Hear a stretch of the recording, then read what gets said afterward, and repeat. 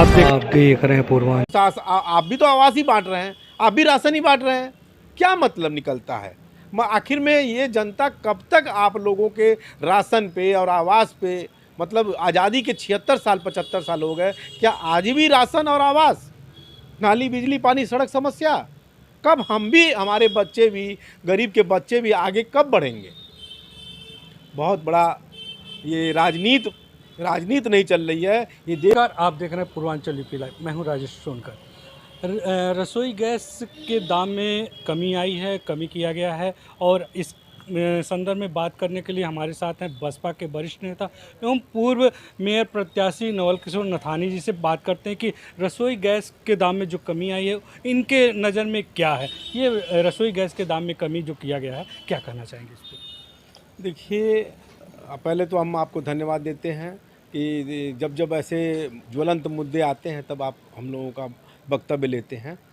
देखिए, कभी कभी इन सब चीज़ों से बहुत अपने आप को ऐसा लगता है कि ये राजनीतिक पार्टियां जो चुनावी दौर में ये सब लॉलीपॉप लेके आती हैं, उन्हें चुनाव के समय में ही ये सब चीज़ें दिखती हैं। क्या 5 साल का कार्यकाल पूरा नहीं दिखता है? लेकिन अभी तो चुनाव 2024 में होने वाले हैं, तो इसी समय कम किया गया है, तो क्या ये चुनावी मुद्दा? देखिए, चुनावी मुद्दा कैसे नहीं कहा जाए? जो हमारे देश का नेता है, रखवाला है, सब कुछ है। आज पूरा देश देख रहा है कि 2014 के बाद से जो सिलेंडर 450 रुपये में, 400 रुपये में होता था, एक आम जनमानस, एक गृहिणी के लिए, एक काम करने वाली महिलाओं के लिए जो 400 में सुगम हो जाता था, वो आज इतना महंगा हो गया। और आज आप हमसे वक्तव्य लेने के लिए 9 साल बाद आए हैं कि 200 रुपये कम कर दिया। एहसान थोड़ी नहीं कर दिया मेरे ऊपर, जनता के ऊपर एहसान थोड़ी नहीं करने जा रहे हैं। आप अपने पॉकेट से दिए हैं क्या? क्यों 1200 रुपये का सिलेंडर आपने 200 कम किया? आज ही कम क्यों किया? क्या पहले मैं 1200 का कैसे लिया, आपने कभी सोचा? वो गृहिणी कैसे ली? ये सब कहने की बात है। जो भी कम कर रहे हैं, जो मानसिकता इनकी बनी हुई है, ये अपनी दूषित मानसिकताओं को हटावें। देश, अगर जनता ने अगर उसको देश की सर्वोच्च अदालत पे बैठाया है तो उनकी नीयत जो है जनहित में होनी चाहिए। इस तरह से ये सगुफे दे करके, लॉलीपॉप दे करके जनता के वोट को लेने के लिए इस तरह की नीयत नहीं होनी चाहिए। क्या 2024 के चुनाव में जनता इस सब मुद्दों को लेकर कुछ दूसरे तरह से वोट करेगी क्या? जनता जान रही है इस समय जनता की जो स्थिति है, जो भारत की जनता है। देखिए, महंगाई से तो परेशान है, घर की महिलाएं, गृहिणियाँ जितनी भी हैं, घर के राशन के खर्चे से, घर के किचन के खर्चे से बहुत परेशान है। सिलेंडर ही नहीं, राशन इतना महंगा हो गया है कि वो लोग, सब्जियां इतनी महंगी हो गई है कि वो अपने घर के बच्चों को सही खाना देने के लिए परेशान है। और ऐसे में अब देखिए, महंगाई तो ये हो गई, वो अपने बच्चों से परेशान है। कितनी पढ़ाई पे खर्च करेंगे? आज 25 बरस तक उसका बच्चा पढ़ रहा है, आज मेरा बच्चा पढ़ रहा है। हम अपनी सारी कमाई इधर उधर से व्यवस्था करके एक बच्चे को अच्छा बच्चा बनाने के लिए, पढ़ा लिखा बच्चा बनाने में अपनी उम्र को, जो अगर वो 25 बरस का है तो आप समझ सकते हैं कि अभिभावक की उम्र क्या होगी। 50 बरस अगर मेरी उम्र हो गई और मैं एक अपने बच्चे को ही एक लायक बच्चा बनाने में अपनी उम्र ख़त्म कर ले रहा हूँ। धन्य है ऐसी सरकार। कभी कभी सरकार पर बहुत शर्म आती है कि उस मेरी उम्र 50 साल की हो गई और एक मैं 25 साल के बच्चे को पढ़ा लिखा के पूरी उम्र की कमाई लगा देता हूँ, उसके बाद भी उसको रोज़गार नहीं मिल पा रहा है। जैसा आपने कहा कि रसोई में बढ़ रही है और खाद्यान्न जो है नहीं मिल रहा है, महंगे हो गए, तो ये जो राशन वितरण होती है, इस पर क्या कहना चाहेंगे, जो फ्री में राशन मिल रहा है? अब देखिए, हम नहीं कहेंगे, ये तो सरकार आपके चैनल के माध्यम से कहती है, इस 130 करोड़ की आबादी में कहती है। और आज से नहीं, 85 करोड़, मैं तो कोविड काल के उस समय से भाषण सुन रहा हूँ देश के नेता का, जिसको हमारी जनता ने उनको उच्च कुर्सी पे बैठा दिया है। 85 करोड़ लोगों को मैं राशन दे रहा हूँ, निःशुल्क राशन दे रहा हूँ। अरे भैया मेरे, जिस देश में 85 करोड़ जनता आप स्वीकार करते हैं कि वो राशन के लिए मोहताज हो रखी है, अब बताइए आपने किया क्या है देश के लिए?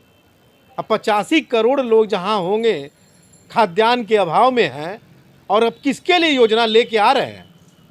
आप सारा पैसा हमारे खाद्यान्न पे खर्च कर रहे हैं, उनको खिलाने पे कर रहे हैं। हमारा 1.5 लाख करोड़ रुपए का सालाना जीएसटी हम छोटे मझौले व्यापारी जनता 1.5 लाख करोड़, आप समझ सकते हैं कि कितना वॉल्यूम है। उस पैसे को ये कर क्या रहे हैं? बड़े बड़े उद्योगपतियों को, बड़े बड़ी योजनाओं में, जहां जनता को अब आज तक 85 करोड़ जनता को ये राशन बांट रहे हैं। कब खुशहाल करेंगे, कब उनको आवास देंगे, कब उनकी शिक्षा देंगे, कब चिकित्सा देंगे? बड़ी प्रधानमंत्री आवास के नाम पे बहुत लोगों को आवास मिला है क्या?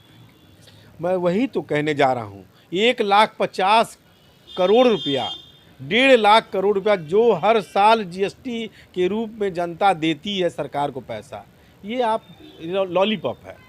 ये तो 75 साल के पहले भी आप, चलिए मैं मानता हूँ 9 साल से आप कार्यकाल लेकर के, और पुराने कार्यकाल को आप कहते हैं कि उन्होंने कुछ काम नहीं किया।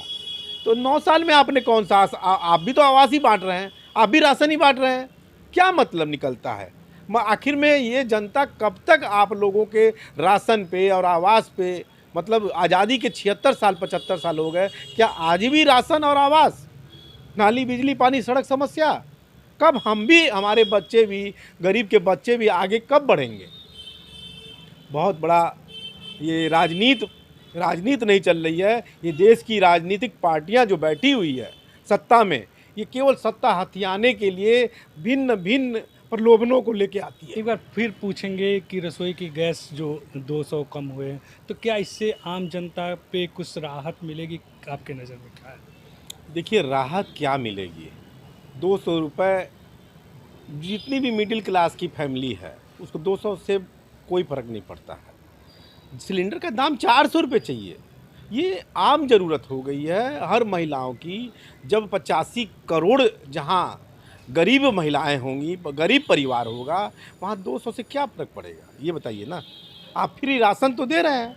आप एक प्रश्न हमारा लेके जाइए, मैं छोड़ रहा हूँ कि 85 करोड़ लोग क्या खाना बनाते हैं वो बिना सिलेंडर के बनाते हैं? नहीं ना। तो 85 करोड़ के लिए 200 रुपये कम कर दिया आपने, कौन सा एहसान कर दिया?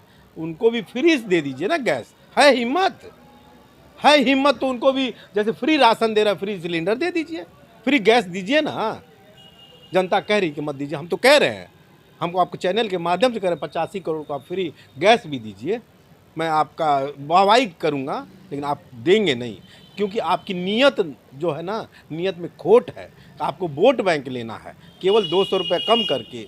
अभी आप इतना ही नहीं, अभी आप देखते जाइए ना, चुनाव आने दीजिए, अभी तो 2-4-6 महीने बाकी हैं, पेट्रोल कम करेंगे।